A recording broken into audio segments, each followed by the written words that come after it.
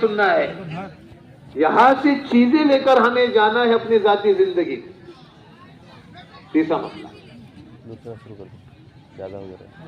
صدیق اکبر رضی اللہ عنہ کی ایک بیوی کا نام تو ہمیں پتا ہے, ان کا نام ام رومان رضی اللہ عنہا ہے. لیکن جس سے اسما بنت ابی بکر رضی اللہ عنہا پیدا ہو گئی, ان کا نام شاید ہم کو پتا نہیں ہوگا. یہ نام امام بخاری علیہ الرحمہ نے اپنے حاشیے میں لکھا ہے, فصیلہ بنت عبد العزہ ان کا نام, چونکہ وہ اسلام پر نہیں تھی, لیکن مدینے پاک اپنی والدہ کو ملنے آئی, بیٹی کو ملنے آئی. تو ان کے ساتھ پنیر تھا اور ان کے ساتھ گوہ جانور ساتھ میں تھی, جس کو ہم لوگ گھورپل کہتے ہیں, عربی میں ضب کہتے ہیں. تو اس اللہ کی بندی نے اپنی والدہ کو دروازے کے باہر ہی کھڑا رکھا, باہر کھڑی رہو, پہلے میں جناب کریم صلی اللہ علیہ وسلم سے مسئلہ پوچھ کر آتی ہوں کہ آپ کو اندر لینا یا نہ لینا, اور آپ کا ہدیہ قبول کرنا یا نہ کرنا. اسما بنت ابی بکر رضی اللہ عنہ آئی اور عرض کیا, اللہ کے رسول صلی اللہ علیہ وسلم, میری والدہ مکہ سے آئی ہے, ہدیہ لے کر آئی ہے, کیا اس کا ہدیہ قبول کروں, کیا اس کو گھر میں داخل کروں؟ آپ صلی اللہ علیہ وسلم نے فرمایا, آپ کی والدہ ہے, ان کو گھر کے اندر لے آؤ, ان کے ہدیے کو قبول کرو اور ان کی خدمت کرو. جب یہ جانے لگ جائے تو اپنی طرف سے ان کو بھی ہدیہ دے دو. یہ مسئلہ علماء نے عرض کیا ہے کہ ماں باپ اور بچوں کے بیچ میں بھی کوئی چیز آ رہی ہے, کہیں نہیں جانا, اس مسئلے کو لے کر علماء کرام کے پاس جانا کہ شریعت اس میں کیا بتا رہی ہے. ہمارے حضرت جی سے ہم نے سنا, سب سے بڑا ذاکر کس کو کہتے ہیں؟ حضرت نے کہا, سب سے بڑا ذاکر یہ ہے ہر موقع کے عمل کو وہ شریعت اور سنت سے مزین کرے, اور ہمیں شریعت اور سنت ہمارے علماء بتائیں. کریں گے انشاءاللہ. اور ایک مثال دے رہا ہوں, زندگی کا ہر پہلو پر مثال ہے. ایک بچی کو نکاح کا پیغام آیا,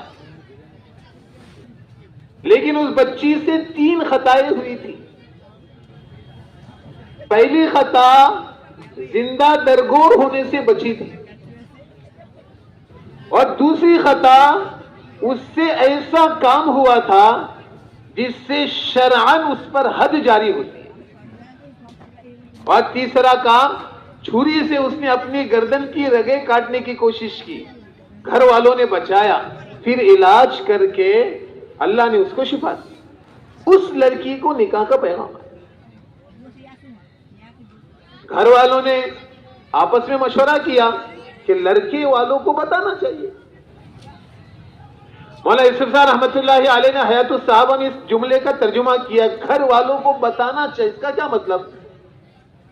نہیں بتاتے ہیں تو امانت کے خلاف ہے, اور اس کا عیب ظاہر کرتے ہیں تو ستر مسلم کے خلاف ہے.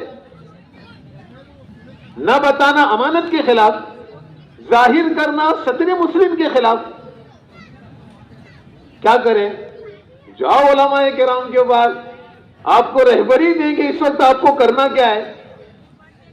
آئے گھر والے سیدنا عمر رضی اللہ عنہ کے پاس اور کہا, ایسا پیغام آیا ہے, کیا ہم لڑکی والوں کو بتا دیں؟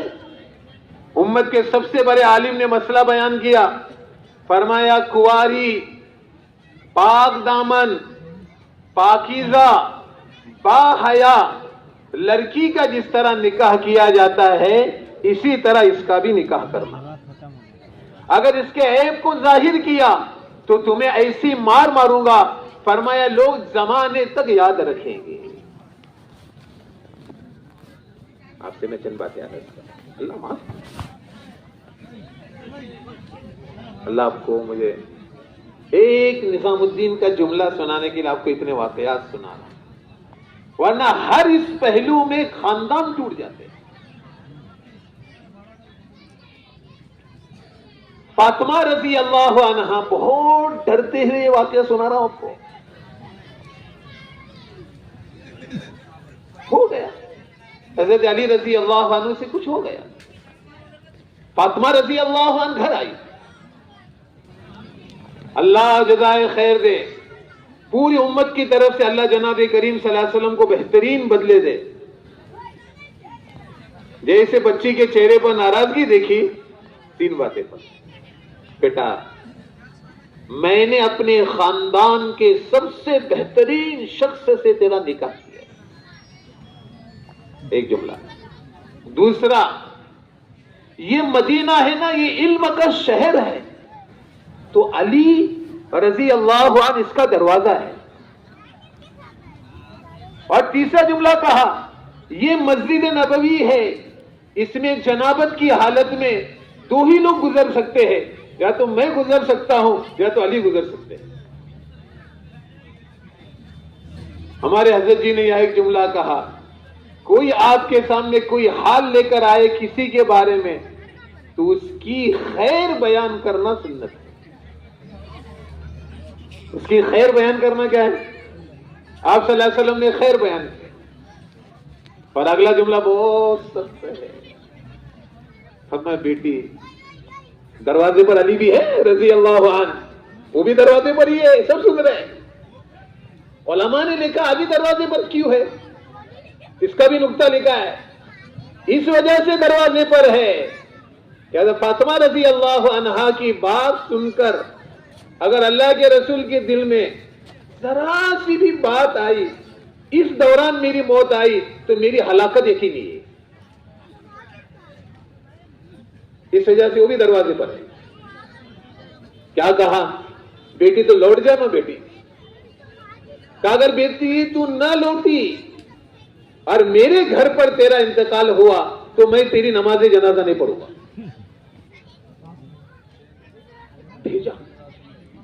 علماء نے عجیب جملہ لکھا ہے, آپ صلی اللہ علیہ وسلم خود گئے, چہرے پر ناگواری تھی. حضرت علی رضی اللہ عنہ کے گھر سے واپس آئے تو چہرے پر خوشی تھی. صحابہ نے کہا اللہ کے رسول, پہلی مرتبہ ناراضگی, دوسری مرتبہ خوشی. فرمایا ہاں, کائنات کے بہترین جوڑے میں صلح کر کے آیا ہوں. اللہ جزائے خیر دے. دروازے پر حضرت علی رضی اللہ عنہ تھے ہی نہیں. انہوں نے کیا کہا, جاتے جاتے ہی, فاطمہ تیری خطا میری ہے نا. حضرت علی نے کہا نہیں, خطا آپ کی نہیں, خطا میری ہے. یہ دونوں کہتے کہتے دونوں واپس چلے گئے. ہمیں عبرت تھی کہ زندگی کا کوئی بھی مسئلہ آئے, ہم کہا جائے علماء جائیں گے انشاءاللہ. 2 باتیں یاد رکھنا, اتنی تعظیم ہمارے دلوں میں ہو جتنی قرآن و حدیث کی تعظیم ہوتی. جملہ عرض کرو, روایت میں اس کا خلاصہ ہے.